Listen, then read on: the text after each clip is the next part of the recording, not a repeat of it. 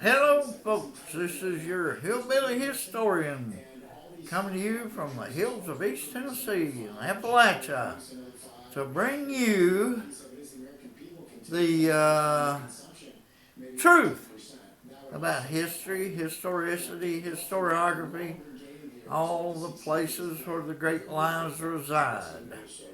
We bring you honesty, integrity, like I love to say out of the old Superman comic books, truth, justice, and the American way. Now when they make a Superman movie for TV or Hollywood, they don't even mention that truth, justice, and the American way anymore. And that's sad that wokeism has taken over Hollywood and we don't get the truth out of those idiots anymore. But anyway, we want to bring you the truth about history. Today I want to talk a little bit about Islam, the criminality embedded in Islam, the religion. I can quote you Suhars. That's a verse. They call it a Suhar. They ought to call it a Subar, like they do in the military, or a Fubar. It's really a criminal, messed up religion. But the fear that organizations can, like for instance, look at the Southern Poverty Law Center. Look what they've become. They've become nothing but a money-generating cancer in our society that funds organizations that engender fear in our society, so they will get millions and millions of donations. In fact, I think the Southern Poverty Law Center now is worth about $800 million. They rip people off like you wouldn't believe. Then they turn around and they fund the KKK, pay people to go and create fear, blow up churches, burn churches, do things to engender fear so they will get big donations. It's absolutely horrifying what the Southern Poverty Law Center has become. And the Islams, 1994, they started an organization called CAIR, C-A-I-R, Council on American-Islamic Relations. Bullcrap.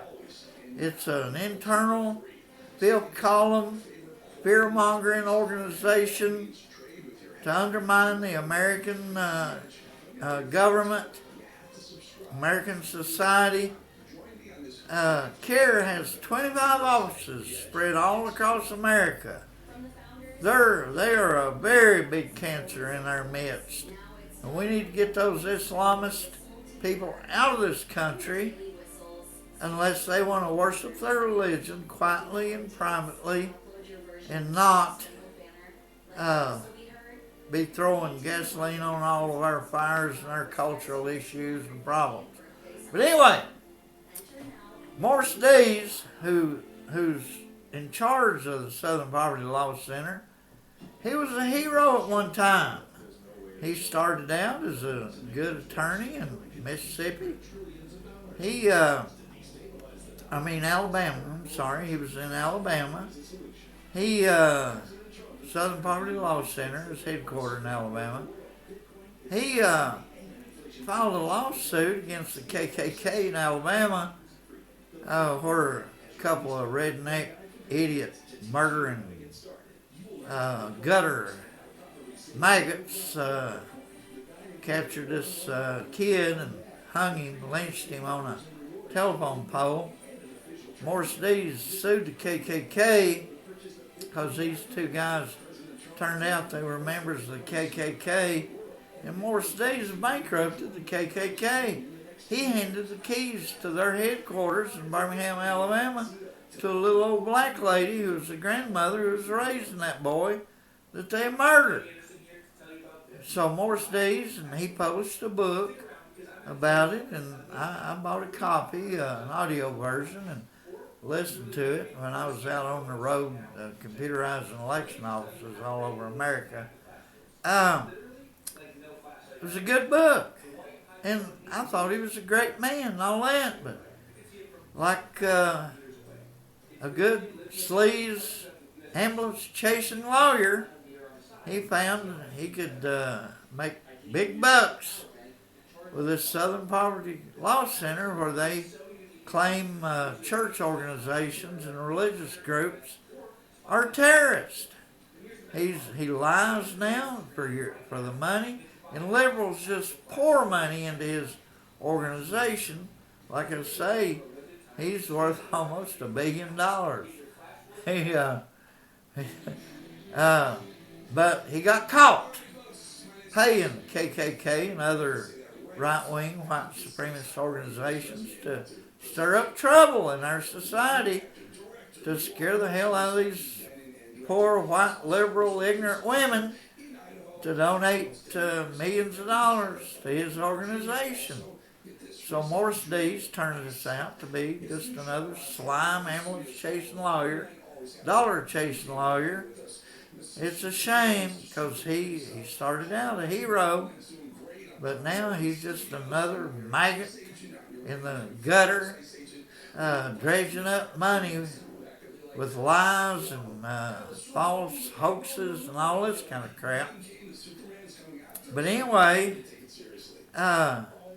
he even backed Myrtle Evers, the widow of Medgar Evers, who was shot and killed in Jackson, Mississippi in 1963 by a man by the name of Byron De La Beckwith. That's a good name. Of course, James Woods played him in a movie they made about his retrial in 1994. 31 years after the murder, he was finally convicted. He had 2 hung juries back in 1964, and they just gave up prosecuting, and this prosecutor in Jackson, Mississippi, 1994, took up with Myrtle, took up the case, and said, "Hey, I think we can hang this guy." And they did. He was, Byron De La Beckwith was convicted of that murder in 1994. He was 74 years old when they finally convicted him. He spent something like 7 years in prison in Mississippi, and he died of heart disease in 2001. He was born in 1920, Byron De La Beckwith, and he died of heart disease in 2001. He was 80 years old. Lived a long time free from that murder. You know, it took them 31 years before they finally convicted him. But anyway, Morris Dees encouraged Myrtle to pursue that case in 1994. He, like I say, he was a good guy there for a while, but now he's just another thieving, selfish, crooked lawyer, paying organizations to scare people, scare these poor white liberal women into donating millions of dollars to his case or his organization there in Alabama, Southern Poverty Law Center. I hope they're going to be begging for money. They've been indicted for creating hoaxes. I hope they're all found guilty and sent to prison. It's just amazing what these liberals, leftists will do to anybody that has any common sense and integrity any logic in their thinking. They want to destroy them, like they've tried to murder Trump now about half a dozen times. It's amazing. But anyway, CAIR, Council on American Islamic Relations. They're out to destroy America, underhanded, sneaky, behind the back, creepy organization that is their goal is to destroy America and take over this wealthy land and control it. They've already done so in New York City, and we'll see how that turns out. They're already messing up New York City, and they'll destroy it. And they're out there now trying to destroy Dallas, Texas. It's amazing. But in their Quran, the verses in the Quran tell them to go out and murder infidels, that they can lie to infidels, they can murder infidels, and it's not a crime. They can lie to infidels, and it's not a lie. Remember Baghdad Bob? Oh, we're whipping the Americans. They were tearing the door down, coming in on him. We're destroying them. Baghdad Bob was the greatest example of their ability to lie that I've ever seen. It's just absolutely amazing what they are allowed to do. They're allowed to murder, kill, rape, maim, do whatever they want to white people, what they call infidels. And we're paying the price. Biden and those left-wing Democrats left the border open there for 4 years. Millions of them poured across the border into America. And we've had a lot of good white girls murdered, raped, and murdered. Children, teens, college girls. It's terrible what they're doing to our people. And they kill people. I think they've had 4 murders where they push people in front of trains in the subway system in New York City. 1 last year, 4 already this year. It's absolutely amazing how cruel and criminal these people are, but their Quran tells them to be that way. We cannot let these people run free in the United States of America because they do not understand the responsibilities of being free and taking care of each other and watching out for each other. All they want to do is take, and if they have to kill, murder, rape, and maim and plunder, they'll do it because they're doing it against what they consider infidels, and it's okay for them. And there's verse after verse after verse in their Quran, their so-called Bible. I call it a book of pornography for old dirty men, dirty old men who want to have sex with 9-year-olds like their founder Muhammad did. You know, now they claim he didn't consummate that marriage until she was 12 years old. But hey, I doubt that. They'll lie. They lied to us. You know that dirty old man took advantage of that 9-year-old girl. And even if he did wait till she was 12, you're still a filthy, dirty old man. That's your Muhammad, the filth, the dirt. Look what Islam did to Kareem Abdul-Jabbar. They gave him a name, Kareem Abdul-Jabbar, and Muhammad Ali, Cassius Clay. Kareem Abdul-Jabbar was Lou Alcindor, greatest basketball player ever come out of the ghettos. Great player, great man. But they brainwashed him, gave him a name, Kareem Abdul-Jabbar, Stole every penny he had. And Muhammad Ali, they did him the same way. They gave him a name. They started out with Cassius X, and then they changed it to Muhammad Ali. Gave him the name of their founder because they saw dollar signs. And they did. Boy, they stole poor old Muhammad Ali ragged. They stole him something terrible. Brainwashed him and then stole him blind. Absolutely terrible what they do.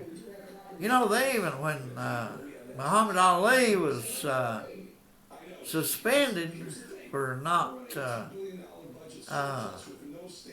subjecting himself to the draft in the Army, they convicted him in court, took away his right to box. While he was suspended, not making any money, the Islamic religion up there, the main office was in Chicago, they suspended him from the Islamic religion. He was not allowed, they told him he was not allowed to be a Muslim. But as soon as the Supreme Court ruled in his behalf and he was able to box again, boy, they came back knocking on his door, and he was dumb enough to let them in, and they just robbed him blind for the rest of his life. It's just a shame what these criminals do to good people. And poor old Kareem Abdul-Jabbar, his house burned. I think it was the last year he was going to retire, and he had enough money to retire on, and his house burned.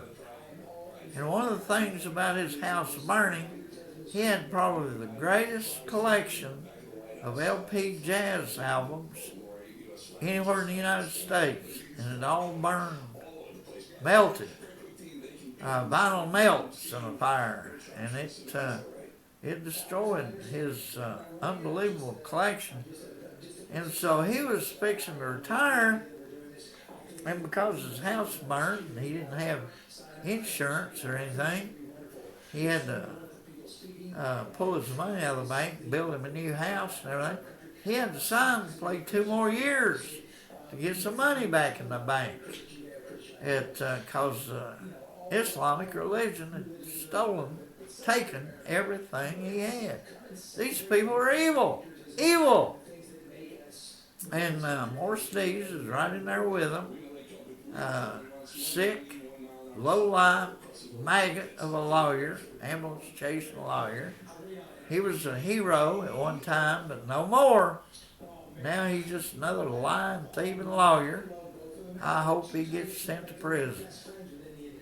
But anyway, this is your hillbilly historian trying to enlighten you on a little bit of truth in our American society and what a great country we have, and we can't let these maggots come in here and destroy it. People like Morris Dees, people who are members of CAIR, that Ahab, Ahab, or Abar, whatever his name is, that founded CAIR in 1994. These organizations we have to watch out for. You know, B'nai B'rith, the Jewish organization, of course they have new ones now because B'nai B'rith got such a bad reputation. They were evil. They were destroying people in America who came out against anything the Jews believed in, like the historian Hannah Arendt, a great historian, but she told the truth about how the Jews assisted the Germans with the Holocaust, and B'nai B'rith went after her. They tried to destroy her in Israel and in New York, where most of the Jews in our country reside. It was just absolutely sick what they did.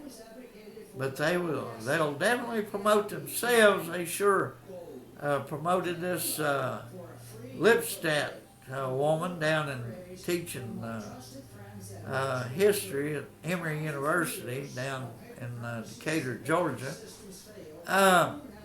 They sure put up the money for her to go after David Irving, who was a great historian, great historian.